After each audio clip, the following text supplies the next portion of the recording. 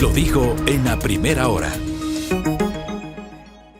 Ayer mi colega Milton Pérez le hizo una entrevista a la señora canciller de la República, Gabriela Sommerfield. Pasamos un par de extractos ayer, un extracto en realidad de la canciller y un extracto del secretario de Comunicación, Roberto Zurrieta. En cambio, él consiguió una entrevista al colega Lenin Artieda en la cadena de televisión Ecuavis. ¿Qué es lo que sentí ayer? 72 horas después, al menos dos voceros del gobierno tratando de justificar lo que yo pienso, y lo sostuve ayer, y lo sostengo hoy, y lo sostendré mañana, y pasado mañana, y el próximo año, y después de 10 años, y hasta que deje de existir. Yo sostendré que lo del viernes fue una flagrante violación al derecho internacional. Fue una irrupción abrupta, fue un exceso, fue un asalto a una embajada de un país extranjero. Y la canciller ayer reconoce, y los abogados suelen decir, a confesión de parte, relevo de prueba. Para quien les habla, jamás el fin podrá justificar los medios, porque este país tiene que acostumbrarse a respetar el Estado de Derecho, aunque no guste. ¿Qué dijo la canciller ayer reconociendo? Porque la canciller, y si ustedes, les invito a que escuchen detenidamente el extracto que vamos a presentar. La canciller reconoce que hubo una violación de la Convención de Viena, pero al mismo tiempo la justificó mencionando temas de soberanía nacional. Y por ejemplo hay una parte de la entrevista donde Milton habla de que por qué no lo o sea, si temían de que salga, de que huya el señor Glass en un vehículo diplomático, menos traumático hubiese sido detener el vehículo, y la canciller dice, eso también hubiese sido una violación, reconociendo que efectivamente lo del viernes fue una violación al derecho internacional. Escuchemos el extracto de lo que dijo la canciller ayer en Teleamazonas. ¿El presidente fue quien dio la orden directa? Por supuesto, él es quien dicta la política exterior, él es quien dicta... ¿Alguien se opuso a esta decisión presidencial y le dijo, presidente, vamos a violar la Convención de Viena? Lo que nos corresponde a nosotros como Cancillería es asesorarle. Primero, informarle a través de un informe extenso todo lo actuado. Y segundo, asesorarle. Por supuesto que se le dice al presidente cuáles pueden ser las consecuencias de uno u otro acto, y esto estaba sobre la mesa. El presidente está defendiendo la democracia, la seguridad del país. ¿Era eso o la fuga de Glass? Ustedes imagínense lo que hubiera pasado. Imagínense lo que pasaba en el país. Y además había una clara interferencia de un Estado dentro de asuntos internos en el Ecuador. ¿Sabían que Glass iba a salir de la embajada esa noche? El presidente nos informó que tenía información que así decía. ¿Por qué no lo esperaron afuera y lo capturaron en la calle? Bueno, esas ya son estrategias que no le corresponde a Cancillería, yo no le podría decir. Okay. Nosotros lo que hacemos es informar, asesorar y, por supuesto, ante las decisiones que se tomen, actuar. Y aquí quiero regresar al tema de las relaciones. Es verdad que varios países han sancionado diciendo que se ha violado uno de los artículos de la Convención de Viena. ¿Por qué no el auto? Ahí tiene la respuesta. Pero vamos a lo... Perdóneme, ¿era menos traumático requisar un auto que meterse a la embajada como se metieron? Viola el mismo artículo. Viola el mismo artículo de la Convención de Viena. Y quiero ir a eso. ¿Qué es más grave? ¿Eso o todos los artículos que permanente y de forma reiterativa fueron violados por la Embajada de México? A ver, esto dijo la canciller. Yo les he invitado a que escuchen esto. Les he puesto casi 2 minutos de este extracto de lo que dijo la canciller.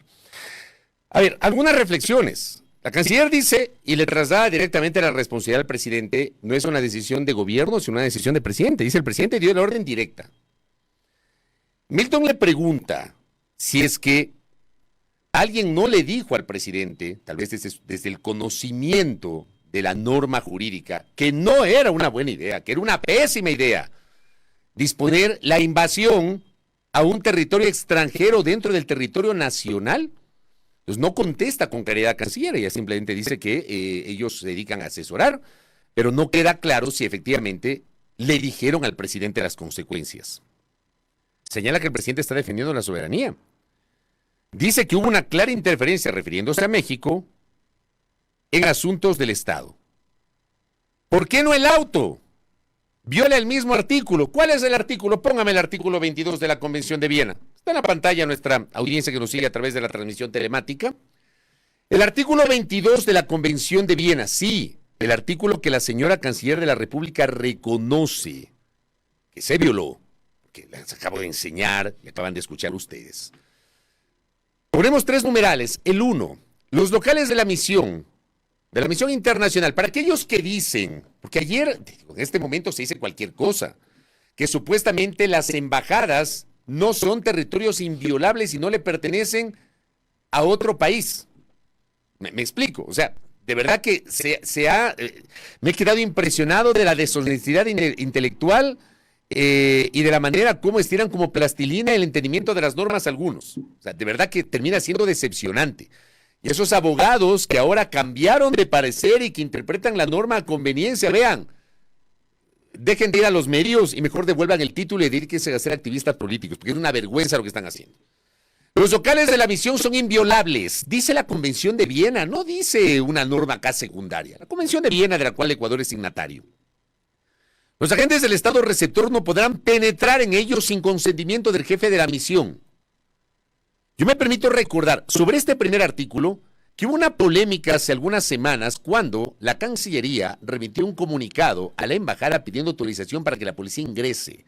Y la secretaria de Asuntos Exteriores de México, Alicia Bárcena, dijo, eso no es posible, es insólito ese pedido.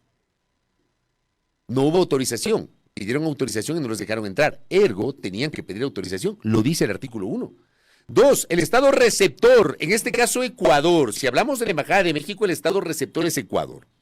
Tiene la obligación especial de adoptar todas las medidas adecuadas para proteger los locales de la misión contra toda intrusión o daño y evitar que se turbe la tranquilidad de la misión o se atente contra la dignidad. 3. Los locales de la misión, su mobiliario y demás bienes situados en ellos, así como los medios de transporte de la misión, no podrán ser objeto en ningún registro, requisa, embargo o medida de ejecución. Gracias, Roberto Carlos. Todo esto se violó el viernes, y esto dice la Convención de Viena. No lo dice este periodista, ni es interpretación mía. Les acabo de enseñar. Y cualquier jurista serio va a avalar y va a explicar lo mismo que estoy señalando. Serio. No aquellos que vergonzosamente interpretan a conveniencia lo que dice esta norma, donde no hay dónde perderse. No hay dónde perderse. Y la propia canciller lo reconoce. Por Dios. Luego, la canciller dice que hay una clara interferencia en asuntos del Estado. Vean, amigos, voy a decir algo que puede sonar impopular. Ya lo citó ayer la jurista María Dolores Miño, con lo cual suscribo, porque me parece que Lolo Miño pone ayer el dedo en la llaga. Primero, que al Estado, en este caso el Estado receptor, que es el Ecuador, no le corresponde valorar si otro país otorga el asilo político a una persona que tiene cuentas pendientes con la justicia. En el caso del Ecuador, no le corresponde valorar si hubo una violación de la Convención de Caracas o de otros instrumentos internacionales. Para eso hay otro tipo de instrumentos diplomáticos de los cuales el Estado ecuatoriano podía echar mano. Les voy a poner varios ejemplos. El primero, tal vez un antecedente muy cercano a este, ¿ya? Porque las nuevas generaciones se han quedado en lo de hoy, Jorge Glass, Embajada de México, en lo de hace algunos meses, María de los Ángeles Duarte, Embajada de Argentina. A Lazo no se le ocurrió disponer que su gobierno invada la residencia de la Embajada de la República Argentina, ubicada en el norte de Quito, sobre la avenida 6 de diciembre. No se le ocurrió. ¿Ya? Pero vamos más atrás. Salgamos de este eterno debate del correísmo, del anticorreísmo. Salgamos del correísmo. Vamos más atrás. Vamos más atrás. Y vamos al año 2003, si la memoria no es infiel. Gobierno de Gutiérrez. Ya había dejado el gobierno el doctor Gustavo Noboa Bejarano. El doctor Gustavo Noboa Bejarano, siendo presidente, impulsó un proceso de renegociación de la deuda externa. Ese proceso para el cual nombró una comisión. Esa comisión estaba liderada por el exministro de Finanzas Jorge Gallardo Zavala. El entonces diputado socialcristiano León Febres Cordero, con una frase muy recordada de la época: lo vamos a perseguir como perro con hambre, dijo. A la gente de mi generación le invito a que haga este ejercicio de memoria. Hagamos este ejercicio de memoria. Le vamos a perseguir como perro con hambre. Cuando decían, ¿no? Esto de que los socialcristianos controlaban la justicia. Ya, para aquellos que dicen, que creen que solamente hoy es que los poderes políticos controlan la justicia. Esto es una historia de décadas, que el poder político controla la justicia. Pues se supone que los socialcristianos controlaban la administración de justicia y Febres Cordero dijo, no vamos a perseguir como perro con hambre. Iniciaron un proceso judicial a Gustavo Noboa Bejarano. ¿Y saben qué hizo Gustavo Noboa Bejarano? Se refugió en la residencia del embajador de República Dominicana en Quito. ¿Dónde quedaba? En la calle Bosmediano, en la subida al canal Ecuavisa. Les ubico hasta geográficamente. Tuve la oportunidad de cubrir esa noticia siendo reportero de TC Televisión y por eso la recuerdo claramente. Del Consejo Nacional Electoral, unas 3 cuadras hacia arriba, sobre la calle Bosmediano. Ahí, en un edificio de ladrillos, estaba ubicada la residencia del embajador de República Dominicana en Quito y allí se refugió Gustavo Noboa. ¿Saben qué hizo República Dominicana? Le concedió el estatus de asilado político. ¡Ojo! Gustavo Noboa Bejarano estaba siendo procesado por un delito común. Corte Suprema de Justicia, delito común. Para quienes creen o quieren interpretar a conveniencia, se pasan este detalle. Se pasan este detalle. Y los reporteros de mi generación recordarán pues que cubríamos, hacíamos plantonera en los exteriores de ese edificio de la calle Bosmediano. Y que Gustavo Noboa casi todos los días aparecía en el balcón. Acá el Dani Montalvo me lo recuerda. A las 11:30 todos los días salía a la terraza a saludar. Pero aquí como tenemos memoria corta y otros les da pereza investigar, u otros creen que el país empezó en 2007 o terminó en 2007 y solo recuerdan lo que les conviene. Y República Dominicana consideró, dentro de su autonomía, que Gustavo Noboa era un perseguido político. Y le concedió el asilo. ¿Y saben qué hizo Gutiérrez? El gobierno de Gutiérrez. Gutiérrez no mandó a invadir la embajada, ni la residencia del embajador. Gutiérrez otorgó el salvoconducto. Gustavo Noboa abandonó la residencia en un vehículo, fue hasta el aeropuerto, que en ese tiempo no era en Tababela, sino acá, dentro de Quito, y se trasladó a Santo Domingo, a la capital de República Dominicana, donde permaneció asilado durante varios años. Y es tan cierto lo que digo, que hay que recordar que la Asamblea Constituyente de Montecristi le concedió la amnistía a Gustavo Noboa Bejarano y a quienes eran parte de ese proceso judicial por supuestas irregularidades en la renegociación de la deuda. Les pongo otro ejemplo, caso de Bucarán. A Bucarán en 2 ocasiones la República de Panamá le otorgó el estatus de asilado político. 2 ocasiones. ¿El Ecuador no se le ocurrió romper relaciones con Panamá? Al menos yo no recuerdo que Ecuador haya roto relaciones con Panamá. 2 veces.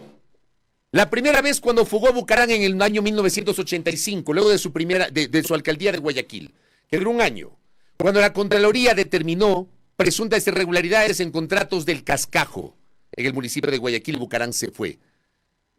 Ahí es cuando empieza a emerger el mito del autoexilio o del exilio de Bucarán, con la famosa canción de José Luis Perales, El velero llamado Libertad. ¿Se acuerdan? Y luego en el año 87 regresa a Bucarán con el famoso show del helicóptero que aterriza en el suburbio de Guayaquil. ¿Se acuerdan?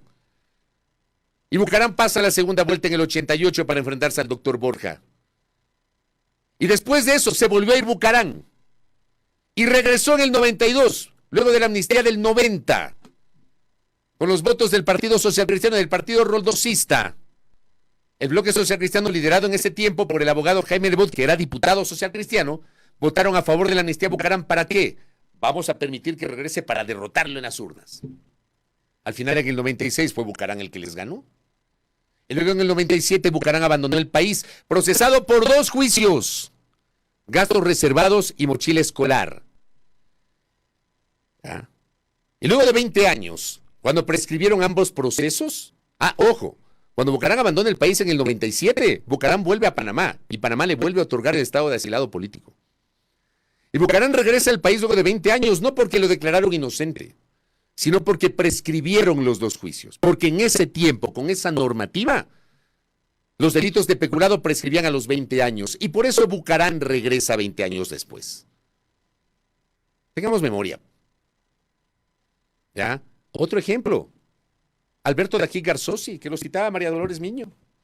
Alberto Dajic, luego de que no hubo los votos para la censura y destitución por la vía del juicio político en el Congreso Nacional en 1995, unos días después el entonces presidente de la Corte Suprema de Justicia, Carlos Solórzano Constantine, le dicta orden de prisión. ¿Por qué? Por un delito común. ¿Cuál era? Peculado. ¿Relacionado con qué? Con mal manejo de los gastos reservados de la vicepresidencia de la República.